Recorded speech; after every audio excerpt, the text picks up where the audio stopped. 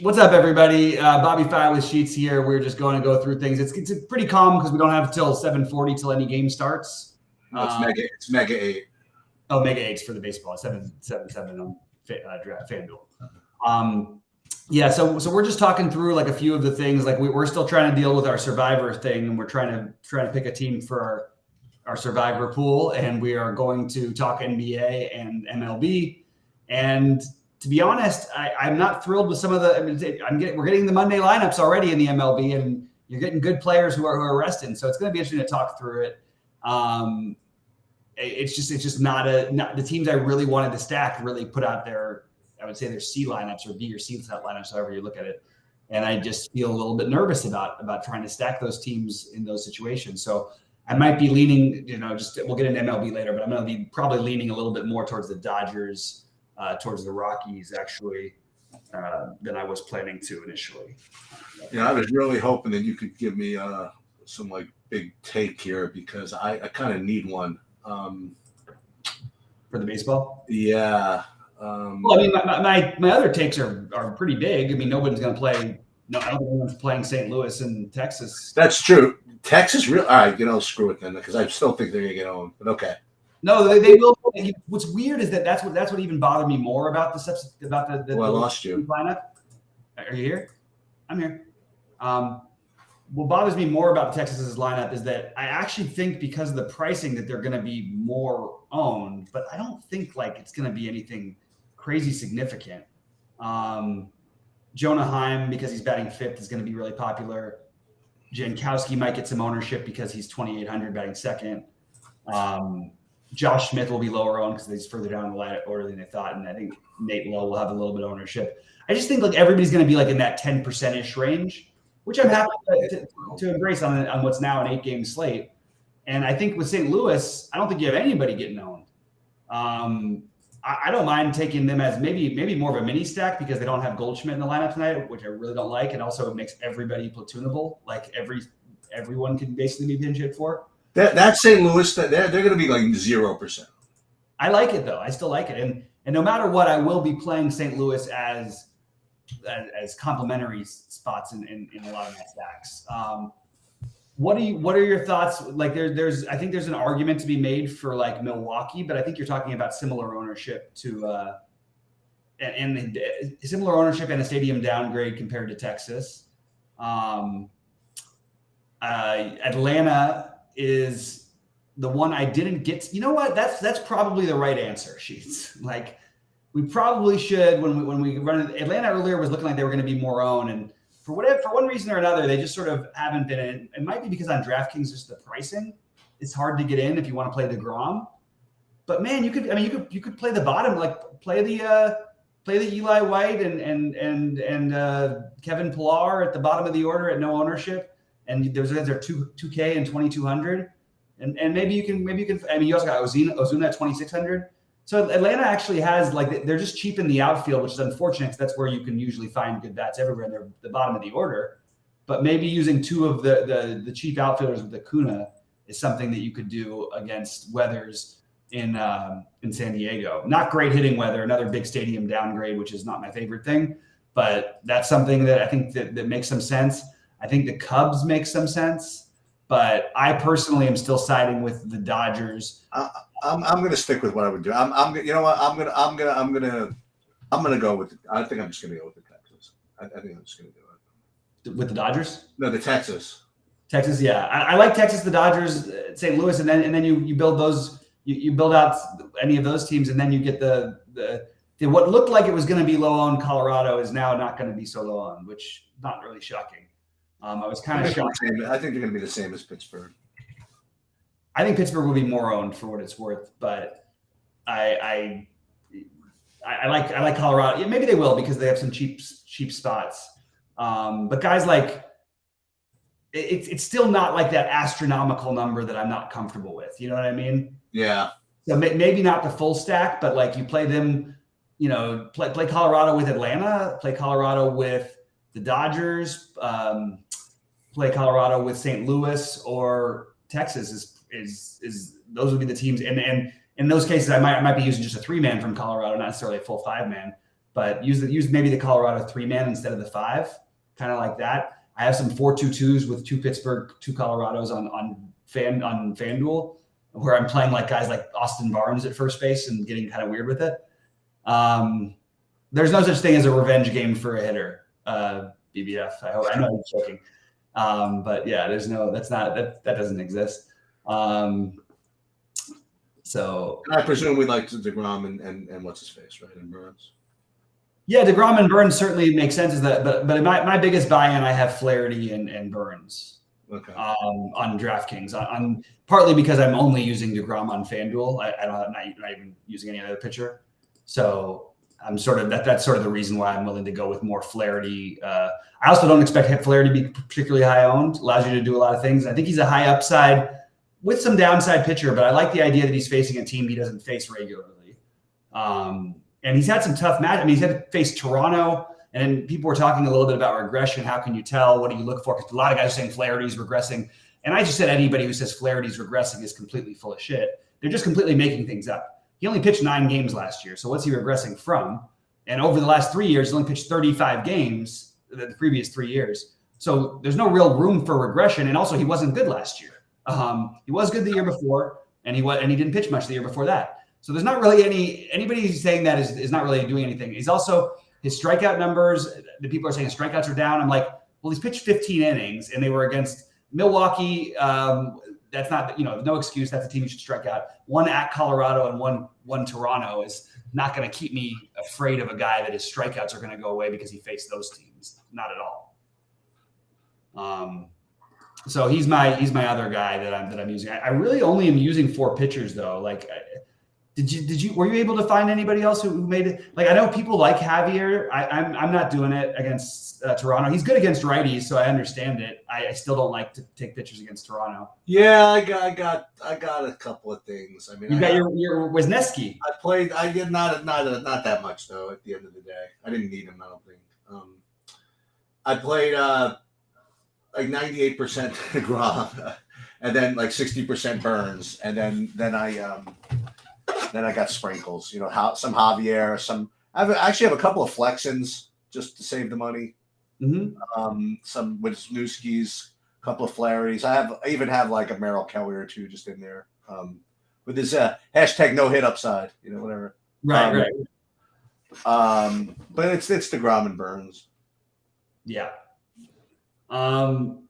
As gross as it is, if I was going to get really weird with pitching tonight, I'm going to name some pitchers who I'm stacking against, but Jordan Lyles at 5,400. If you wanted to get with a different type of build, I can definitely see that working. I do think Wisniewski is in play, but he's more owned than Flaherty is right now. And you know what? You thought that might be the case. Yeah. But I don't think he's if you wanted to do a weird build and play like Lyles and Wisniewski and just spend up for the bats, which you don't entirely need to do, but you certainly could do that. And I think that's viable. The real thing you're just praying then is that DeGrom doesn't put up 35. And even if he does, you have a different route of getting there. It's harder to, but where I'm playing Gausman, DeGrom will be in that same lineup for me. He's not a pivot off of Gausman. DeGrom for me. He's the guy I play with DeGrom, because then you're just playing the ceiling game. My lower guys are going to be the Burns and Flaherty, and I'll play those guys together, but I'll also mix some of those in with DeGrom. But I do think getting a couple of those other guys, makes the cheapies make a little less sense on this slate, but really only because of DeGrom. I'm not as worried about Gausman. Well, Gausman could kill you in Houston. He could put up a huge game. He sure could. But he's just a really good pitcher. But it is Houston at home. They're not they're not going to roll over or whatever. I think it's more likely you see the typical 20 fantasy point game out of him, in which case getting the 12 to 15 from guys like Lyles or Wisniewski, certainly no problem if you want to do that. I heard some people talking about Ryan Weathers today, and I couldn't for the life of me figure out why. But I thought I would look into it a little bit, and nothing I saw makes me at all comfortable, except for the fact that he's thrown 90 pitches and he's, put up 16 fantasy points in one game. That's not for me. Ryan Weathers? It's the get weird, low spend play. But I just don't think I would play Lyles before I would get to Weathers, and I'm probably not getting to Lyles. But if I was playing 150, Lyles would be definitely some percentage of my lineup. I don't know what it would be, like 3% or 5% or something. I mean, I think the Wisniewski's a better cheapo. That seems like it's just trolling type stuff. If anybody really is going to play, like people will throw out every single name of every single team to stack, and occasionally you're going to be right. But if you're just going to name every stack and try to play every stack, you have no chance to ever win. You could win one day, you'll just lose the rest of your life. So it's just completely wrong to try to stack up every single team. So to try and stack against DeGrom here is just an absolute non-starter for me. There's just no argument, no world that I'm stacking against DeGrom. We say Texas is too cheap not to be chalky. The problem with Texas, that none of these guys are good. Like their two best hitters by far, like two guys who are on a different planet than the rest of their hitters are not playing tonight. Like it's a little weird, but they do have like individually, yeah, I can see it. So I'm just sort of curious where the ownership does end up on them, but I think they'll be owned as pieces more than they will be as stacks. That's my guess. Favorite SB2 on DK. I think we're both going to answer the same thing. It would be Burns Sheets. Is that correct? Yeah. Let's see. Yeah, Rich, I answered you. I think with a pretty clear answer. Like you're looking for things like how to change, and I think it's a really good question that you asked. How do you tell if someone's regressing? Because sometimes it's too late. But you should embrace the guys until you can really tell. Like everybody talking about how Corbin Burns was spent before his last start, where he was basically perfect. Everyone talking about people just do that and they give up so quickly on guys, and it's just wrong. It's just most of the time wrong. Usually pitchers are, especially good ones, are gearing up, and after 4 or 5 starts, you get a better feel for what they're really doing. But I don't think you should be looking today at. That's really weird. Why is? I forgot one other thing. If I had to use one other pitcher, it would be Dustin May. But there's some speculation that Dustin may not start tonight. That's annoying. But I don't know if that's right though. Like it's just something I heard. And I don't really know where it's coming from. I've heard it 2 places, and neither of them had any idea either. So as of right, actually, the Dodgers released their lineup, and they have Dustin May as a starting pitcher. So I feel much more comfortable with it now. And we get I'm going to change about Austin Wynn's catching. Oh boy. Ugh. The one thing about Will Smith being hurt that's nice about stacking the Dodgers is it means that that there's like very limited pinch hit risk. And now we don't have that because of Austin Wynn's. That stupid little thing. Stacks on FanDuel. Thank you, K9. I'll jump over there. FanDuel stacks, I put them in my Discord. I haven't changed anything. I'm going to have to change my Dodger one. But because I had Austin Barnes in there, which was my get weird play. I still like the Dodgers, and it's really if you want to know where they're going to be popular, like Pittsburgh and Colorado are going to be extremely popular. It's fine as long as you use another stack to complement some of the guys. I just wouldn't use their full stack unless I was like 4-man stacking a really low one. Like I think the Cardinals would be the team that I would stack them with if I was going to stack Colorado or Pittsburgh. That's just the one big thing that stands out to me on FanDuel is there's no way Pittsburgh and Colorado don't end up mega chalky over there. That's my strongest take. Basically, the stacks are otherwise fairly similar for me, except for Atlanta's probably a little bit more appealing. Why is it doing this? Probably a little bit more appealing on DraftKings. Maybe on FanDuel. It's pretty close. I'm now back and forth. Now I'm like building here.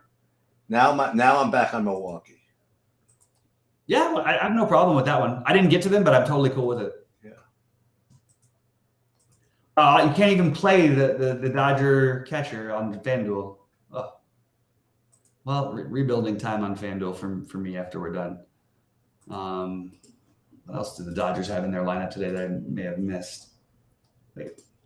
All right, so they've got Trace batting 7th. That seems weird. Chris Taylor batting cleanup. So Chris Taylor is obviously like that's a pretty good play. He's been hitting lefties really well. I have I have right now projected to start a Brett Beatty at 2K for the Mets on DraftKings. Yeah. I don't know what he's hitting or anything. I just have him in my. I think he's projected to bat 8th or 9th from what I'm Oh. looking at. From MLB, they've got him 8th. Okay.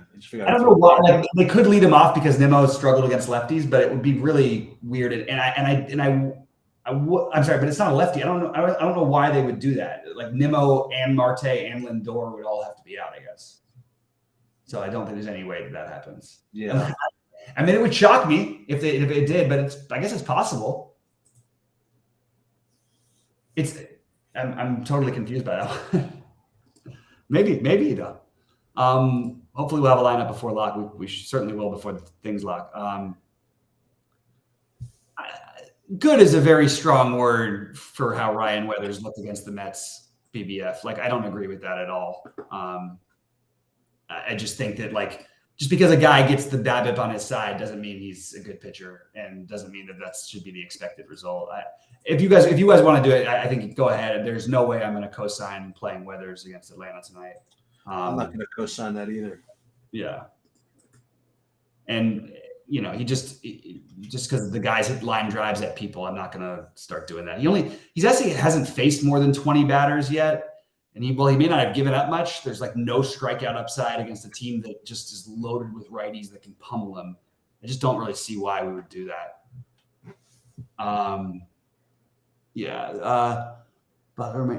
Sheets. Oh, somebody already bought your. That means I get no Stake Kings action of Sheets. I was going to jump over there, and it just sells out too quick. He's too popular, this guy. Well, it's recency bias. You know how it goes. Yeah, but hey, you know, in your defense, you got a lot of recency going on for you. It's true.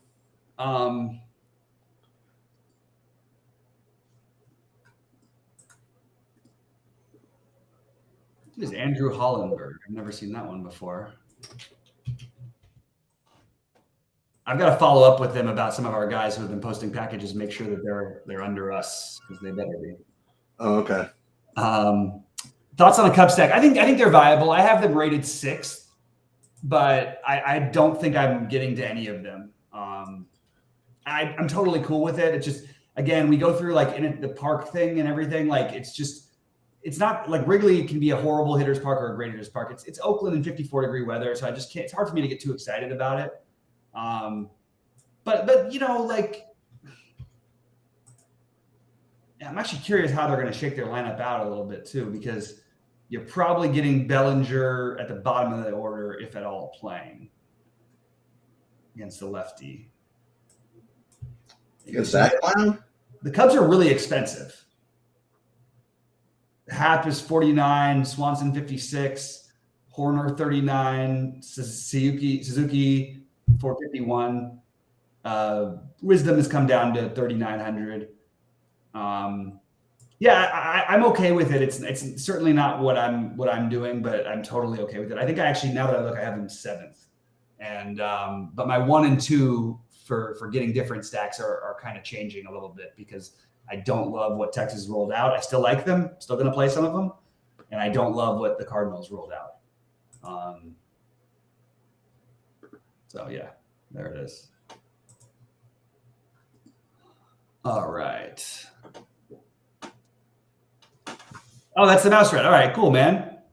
Did you, Mouse Rat? Are you you're not a member? Are you a member of the site, or did you sign up through us, or I can't remember if you did or not on Stake Kings? I had no idea. I don't recognize the name. I love the name. My kid loves and I love as well. What's it called? The show with Mouse Rat. Why can't I think of the name right now? I've been priced out of that one. I have no idea what that is. Parks and Recreation is the name. Oh, okay. Yeah. What's his name? Right? Yeah. What's his name? My kid always wears the Mouse Rat clothes because he loves the show. All right.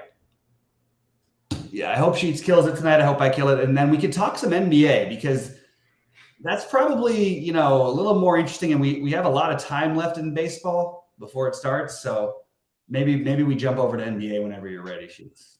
Yeah, I'm just I got to remember to finish my hockey. They still don't have the starting goalie for the Bruins, which starts in 40 minutes. So yeah, on top of that, So wait a minute. So what do you want to do with the Survivor? So, I mean, my feeling is because of the double DeGrom start split, We'll just do it then. But I'm okay. I mean, I credit with what you're saying. I just think it's fine because you want to know what we're taking a lot of risk in the other one with the 5 game slate. Games. Yeah. Okay. Yeah, so we changed the Rangers over there. Yeah. Okay. Eric, feel free to stack Oakland. I have less problems with it today than I usually do, but I'm not doing any of it personally. I do like I think you could play Ruiz, Rooker. I think there's like some value. Noda, like those 3 guys stand out as being like pretty interesting plays. They're so cheap. I can't argue completely against the A's today at all. For me, I like the Ruiz, Noda, and Rooker, and they're like my filler pieces, and I don't mind them as a mini stack. But I am not stacking them fully. But I have no problem if you do. This is the day where it makes a little more sense. We'll see. Rooker may end up being. I think Noda is probably going to be the best of all of them.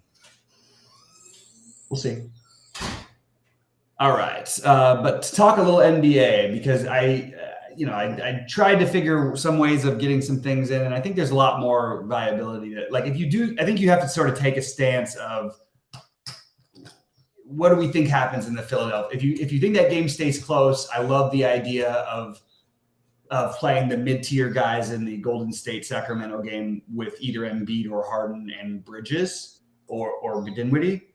But if you don't think that game stays close, which I'm sort of in between on, I actually think Philly may kill him tonight. But I think that's where I'm leaning, actually. Then I think the Day'Ron Sharpe, maybe not spending up, using your spend-ups in that game. Day'Ron Sharpe, DeAnthony Melton, and maybe Jalen McDaniels as a get weird play would be the guys I would look at from that game.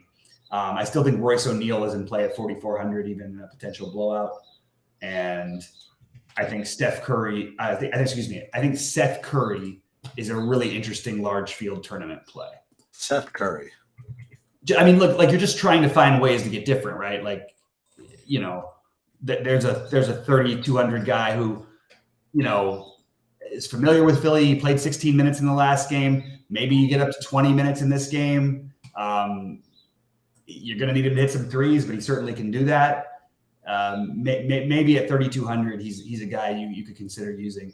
Maybe you play Curry. I mean, I think it's actually pretty viable. Like you can play Curry, Sharp, and Melton from that game, and then just use the other 6 spots and spend everything on the other game.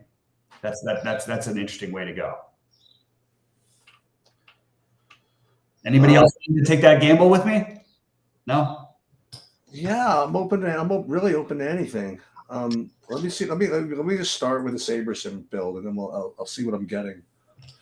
You know what I'd like to do? I'd like to go back to Embiid for some reason. So we got the Survivor in, right? Yeah. Yeah, I like the idea of the Embiid thing, but I think that you have to play a little bit of that game. Like I don't think I would want to play just Embiid and leave out the guards for Philly, because if they stay close, somebody's gonna have to put up a number, right? You mean for the Nets? For the Nets, yeah, like using one of Bridges. Yeah, I would play Bridges. Well, what I'm wondering is this: so last game, Dinwiddie was 100% owned, and nobody played Bridges, which is just so stupid. Yeah. Well, maybe it reverses this time. I mean, I think this time they're both going to be owned, is my guess. Yeah. Looking at the projections, I think that's what they both look like. Wow, this is such a badass lineup.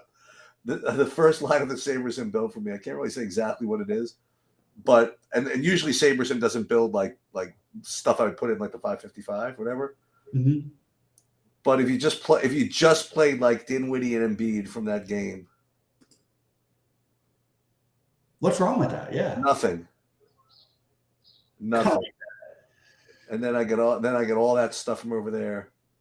Oh, so here's what I want to ask you about. You still like I would say you still like whenever you didn't commit to any of this, but you mentioned Trey Lyles a couple of times?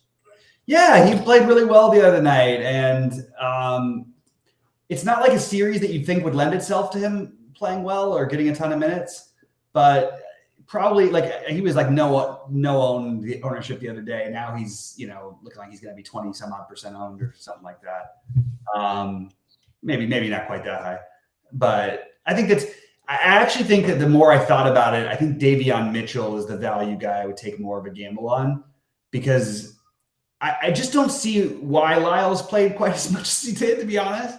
And maybe it's a game too early, but I personally like the idea that if I was Sacramento, I'd be playing those multi-guard lineups, and I would probably try to get Davion Mitchell on the court, because he's the only guy on their team that is like an actual defensive player. Like Fox can be, but he's not. He's just not in the role that he has there. So I feel like they can get Davion Mitchell out there, and you might even see some 4-guard lineups out of them at times, or you'll just see a mixture. But like, and there's nobody I would say don't play Davion Mitchell with this guy, but if there was, it would be Monk. I do think Mitchell's interesting though, because he is a guy who can at least annoy Steph. He can't shut Steph down or anything, but he's like their one like defensive, guard. And it just seems like in this kind of a series, you'd want to have a little bit of that. Although, Steph played well. They did a pretty good job on him last game. What do you think of other nonsense? What do you think about Gary Payton? Yeah, so that's something I think you might see out of. I actually like that play. The problem is, I think his ownership goes up way more than people think, because so for what it's worth, if Jordan Poole was out, I would probably lock in Gary Payton. Okay. And I think they like the same issue that they have on the Sacramento side of guarding Golden State's guards, particularly Steph, is that Golden State doesn't have a guy to guard Fox, and Fox just lit him up. So it seems only logical to me that they would then turn and maybe that would be their adjustment for this game would be, hey, let's get more minutes for Gary Payton, and let's get more minutes for Fox, and maybe let's get more minutes for Looney. And if I were them, I would probably be having less Poole in this game. The problem with Poole is if he gets in and he makes 2 threes, then you're not getting him off the court the rest of the game. I don't know. I like the Gary Payton. I don't know about that. It's they're 1-0 down, right? I mean, there's no screwing around. Just because Poole makes a 3, you know what I mean? Like, no, it's just how many guys. I mean, they already have Steph and Clay. Like, how many guys are we in Wiggins? How many guys are you going to count on them playing? You know what I mean? Right. So I think, but with the Poole being questionable, that I think makes people go to him a little bit.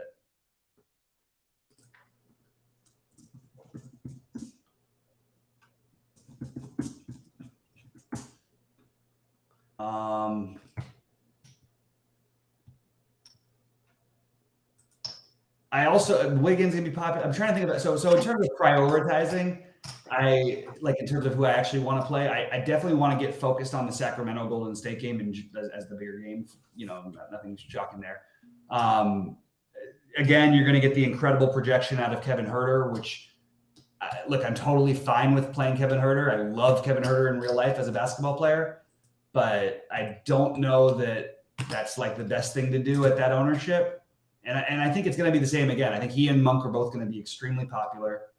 I don't think there'll be many lineups that don't have either of them. And maybe that's what you could do is use like a Davion Mitchell. But prioritizing wise, I do like Fox. I like Sabonis. I can't get it through my head that this is a really bad matchup for Sabonis, I feel like. I actually feel like the guys he has to face, whether it be whether it be Looney or Kuminga, I just don't feel like that's a good I want Sabonis against a big who's like a big slow guy. The athletic, long, good defenders kind of give him a little bit of trouble sometimes. I have a sports bet tonight, actually. Oh, you do? What is it? I have an opinion. For those of you who've been with us for like a year, you remember this. I went over this last year. So this was something that, I'd never really tracked it or whatever, but it just always seemed to make sense to me. And it's something I always bet, like whenever I was in the situation. So whenever you have these 7-game series, in pretty much all sports, but especially with the NBA. So there are things that that people do bet on. So like if the home team goes if the top team goes 2-0, people will bet on the weaker team in game 3. You know, and actually the line will adjust for whatever it is. There are two angles. One of them does not apply tonight, but we'll just you're prepared for it. Usually, whenever a road team takes like game 2, you know, to make it 1-1, then you want to bet on the strong team to take it back when you go back to the away teams, to the weak teams game 3.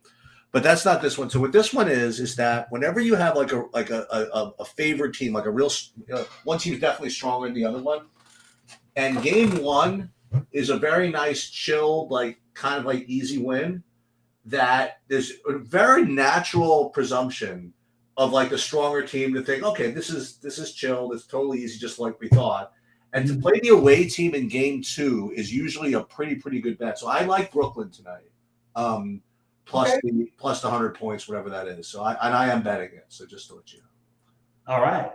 I mean, I totally hear you in general. I don't think this Brooklyn team would have been like, I don't know, would they have been the 25th best team in the NBA? Remember, the reason they're there is because Kevin Durant, Kyrie Irving, and James Harden, not because of the guys who they're actually putting out there.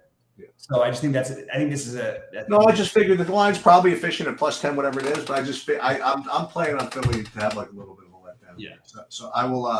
I'm going to take Brooklyn plus the 10, and that actually helps the Philly guys in fantasy. Right? Absolutely. No, if I had that take, I would absolutely do what we talked about. You know. Yeah.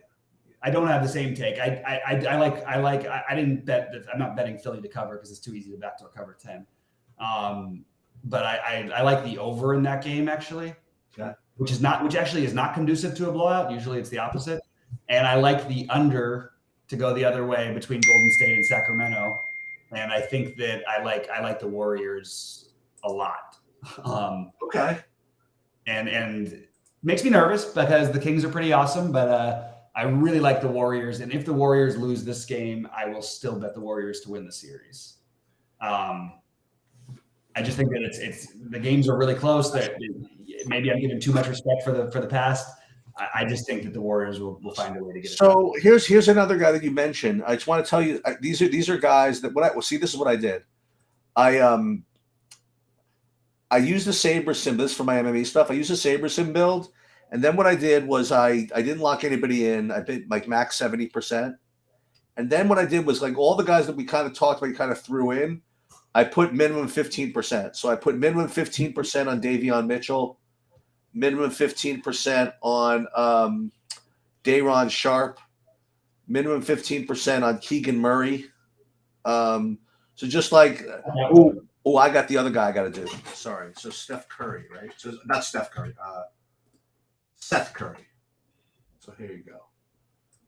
And this is two game slate shit. You know what I mean? Yeah.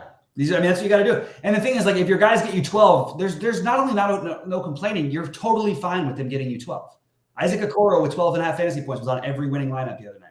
Yeah, and not only that, but I mean, you know what we've seen? I mean, we've seen like multiple snowflakes just take these things down, you know?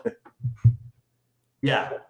Yep, absolutely. Look at that. There he is, and there's a Herder Keegan Murray together. Is that a disaster? Keegan Murray, and it could be just because he's inexperienced. He's not like he's just going to be completely unowned tonight. I think I could be wrong about this, and I'm kind of wondering because they're showing him at like 15 to 20%. He played 15 minutes in the last game after being like 30-minute guy all year long, especially the second half of the year. They clearly wanted to do some different things. So I am worried about it. Yeah, the only problem is they won. You know what I mean? Like the only problem is that they won. Yeah, I know. That's what I'm saying. That's my fear for him. But I thought because of that, everybody would jump off of him and you'd be getting like sub 10% of a guy who could play his way into it. I mean, he could end up, he's a shooter. He can get hot in the first quarter, put up 15 or 16 for you, and then you're good. But I think that they're going to lean on more experienced guys like Lyles and Mitchell throughout the series. However, he's probably, just at his price, it's tempting to play him because I do think there's an upside for what's he being projected. Well, see, this is where I take some umbrage though. He's being projected. These projections at low, it's not even a great projection at 20 fantasy points. They're projecting him to play 28 minutes. Like, oof. I think there's a good chance he plays like 10 minutes. Yeah, I think there's a good chance he plays like 30. But I would not have the median at 28. Oh. Eric, I don't know what you mean when you ask these questions. How many Brewers did I get? I answered you. By the way, me and Eric, we've gone back and forth probably about 100 questions, and I asked him to put them in the public chat instead of the DMing because I can't do the DMing 100 different people. It's too much. But I don't know what you mean Saber likes full. Of course, everything likes full stacks. There's reasons. We've gone into all of that. But that was not – you asked me a question. That's my answer. I don't have any full stacks. I have some 3-mans, and that's it of the Brewers. It's hard when we like. I just feel like there's more like it's with the loaded questions. I sometimes get a little fiery because I'm like, no, but I answered the question. I don't. If you say, oh, but how can you like this because this? I'm like, well, you already asked me if I like it, and then I didn't realize I was going to get slayed for it. So just say I like this. What are your thoughts? And then I'll give you my thoughts. The mouse rat says he's dialed into NHL right now. Sheets, you got any NHL stuff you want to talk about? Because I got some time.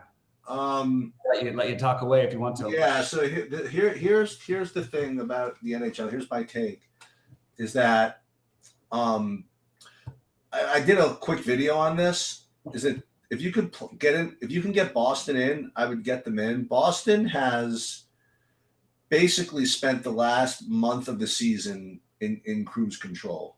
They've had it basically wrapped up for a month and a half, and we've been fading them pretty much every slate because of that, because there's been no reason to put the pedal on the metal. But now they're going to get let loose, and if you get to Boston, just don't be afraid to play them, because they put on what they did this year, like from an analytics perspective, is like one of the greatest like dominations of a league like ever in NHL hockey.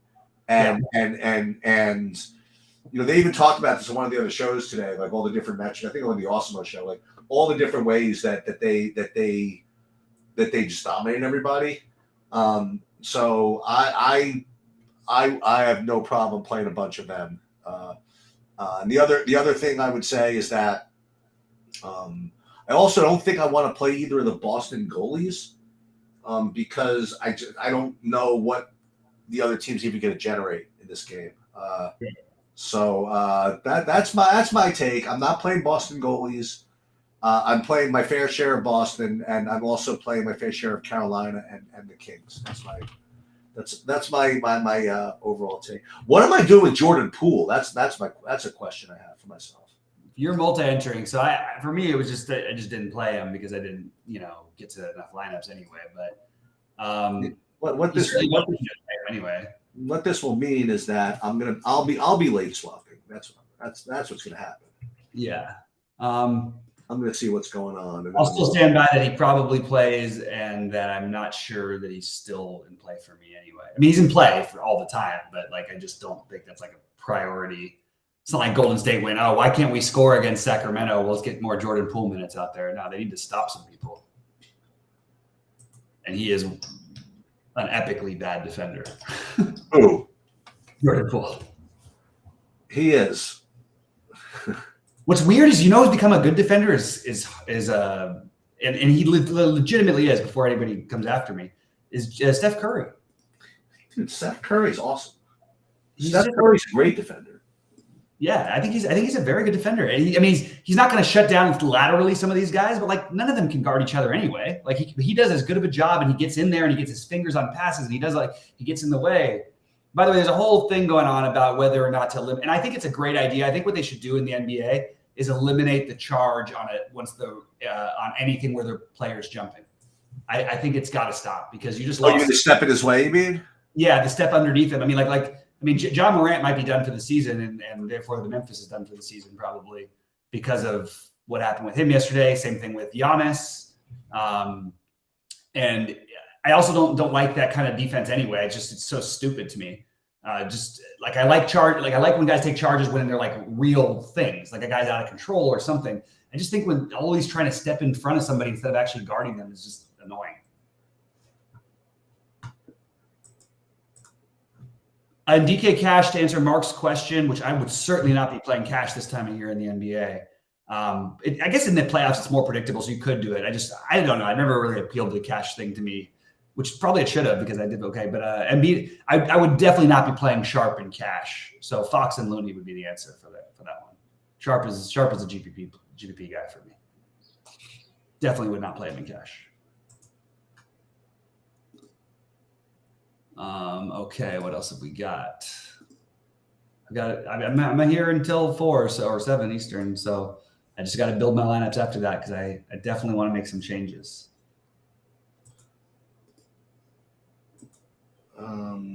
Where did you end up with the Brewers sheets? How many Brewers stacks you got in there? A lot. Oh, you got a lot. So there you go. There's your Eric. There's your guy. You got both Erics together, Eric Johnson and Eric Haber on the Brewers. Oh, I just couldn't do it. I don't blame you. But I have no problem with it. I just, I'm not playing a million lineups. I don't want to play 50. Texas, and Milwaukee are my top two. There you go. There you have it. And I'm torn between whether to do Texas with Milwaukee or Milwaukee with Texas in the big one. So. Well, I hope it works out for you either way. Actually, I hope it works out for you if you pick Texas because I think I'm probably going to end up with Texas. I promise you that I will have Josh Jump. That I promise you. I know you would. You're your guy.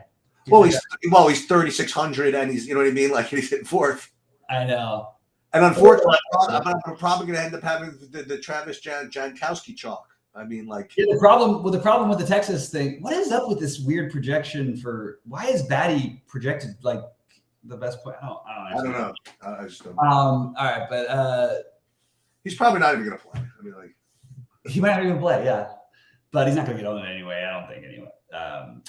Yeah, so like I'm still not seeing a ton of ownership on Texas. I'm going to have a little bit of fun here. I want to see. Also, I force in a little St. Louis. What that looks like. Just to be on the. I got to make sure I have it in Atlanta. I do. Little St. Louis. I have to do a little Peterson hate. Got to put in a little of that. You hate guys who walk people. You must hate Shohei. Ohtani Sheets goes to a game later this year with Yankees and Angels. Ohtani strikes out 14 in 6 innings, but walks 7 guys, and Sheets is going to come back saying, "Oh, Ohtani's horrible." Yeah, Ohtani's horrible. 1 hit and 7 walks. Right. Let's see. By the way, so the early returns on the rule changes. Runs are up. Bases are astronomically up. Runs are up, and games are average 30 minutes shorter. Just total home run. They like absolutely nailed it, and they added this and the stolen bases back in the play in the mix. Total home run by the. Did you see what Scherzer did though? With how he used pitch clock? He's such a genius. He's using the pitch clock incredibly. So he gets set right away. So he has then he stalls the rest. And he waits, but once the batter calls timeout, they only get 1 timeout they can call. So then as they're stepping back in the box, he just immediately fires it. It's a genius, and so far nobody's hit one of them, and it's only happened 6 or 7 times, but still, it's pretty amazing. I just love that guy. He's playing chess. You know what? I would just presume that he just fires the ball. The only thing about the Texas thing to me, I just want to throw this out there because I hate myself for not saying it. It's like if we wanted to play Texas, and let's just say we didn't know Corey Seager was hurt, but then they announced that Garcia and Seager were hurt, or if you want to play the Yankees, but they announced that Stanton and Judge are out, you still really want to play them? It's just, I'm not saying you can't. I'm just saying it does feel weird. I mean, so much of it is playing against the pitcher, though. I mean, Right, but the problem is this other pitcher can get these guys out a lot easier than those guys. You know, I want my team pitching. It's true. That is very true. No. That's partly my argument for the Dodgers tonight, why I like them, is because while I like Peterson, it just seems like the kind of matchup where it's just he's going to you can't throw balls to the Dodgers. They won't chase. Once you have to leave a few over the plate, you're in trouble. No Blue Jays. Eric, how many teams? Why don't we ask this? Eric, how many teams are you stacking? How many teams lineups are you playing, and how many teams are you stacking? I would love to know that, because part of the problem with mentioning every single possible stack is you're never going to get it right. Like you can't play every single stack. Well, I think we have the answer, Bobby, to the next person who comes on the coaching roundtable.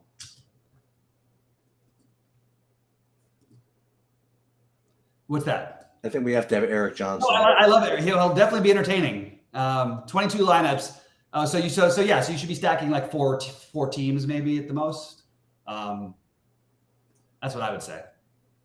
Maybe 5.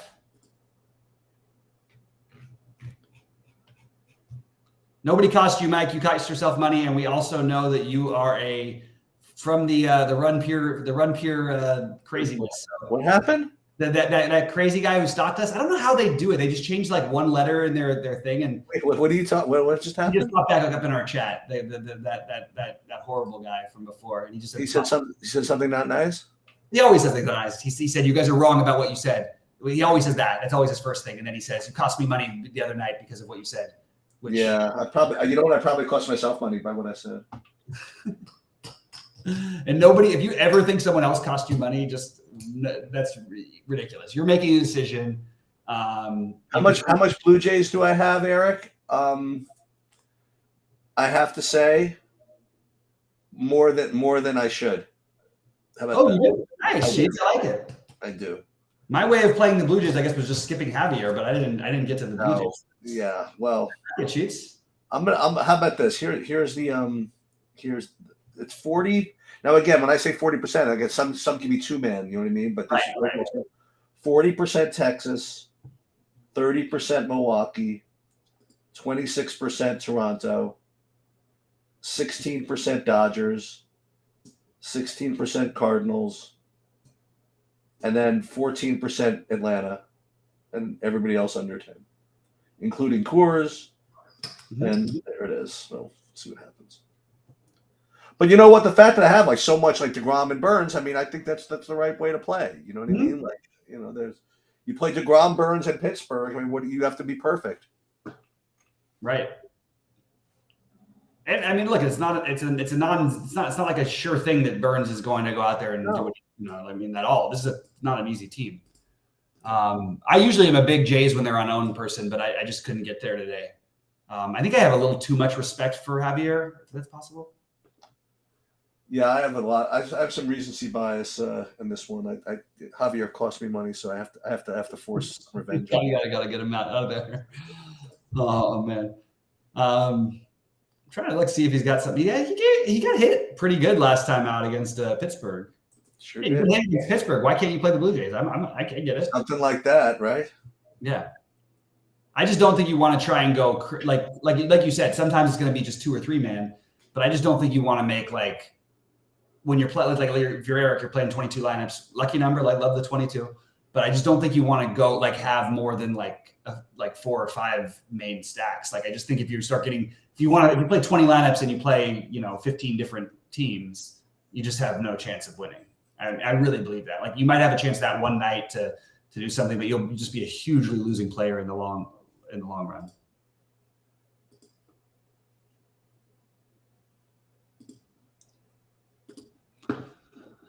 All right.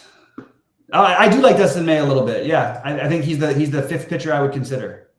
Yeah, absolutely. I have no problem with it. It's hard to argue, and Eric's going to go on this whole Corbin Burns being overrated, which I've seen forever. It's been proven so insanely wrong that I don't care if you like Corbin Burns or not. If you don't want to play him, that's totally fine. and May could outscore him. It's just hard for me with him at the same price. Burns has him having much more of a leash than May does. I'm not even saying Burns is a much better pitcher, but he also has a much better matchup. Even though Seattle is no picnic, I don't think the Mets are a picnic either. Yeah, no, they're not. They're tough to face, and they make you throw pitches too. It's not like they're another patient team that just, even if your guy pitches well, like you're not getting enough out of it. Oh, Eric's playing a little Burns tonight. Eric, you make me feel great when you play Burns, because last time you said that he went out there and almost won me the tournaments. All right, I'm sort of drying up on content here, so I'm going to probably get out of here because I'm just messing around with Eric, who I love joking with. And you guys, we'll be in the Discord. Hopefully we get some screenshots tonight. Obviously some time before lineup locks. I'll probably even drop in a little bit of an updated sort of what I'm doing with my lineups, because I'm going to make some changes before we get out of there. So stay tuned for that. Sheets, you got anything else? No, I'm good. All right. Good luck, everybody. Good luck, Sheets.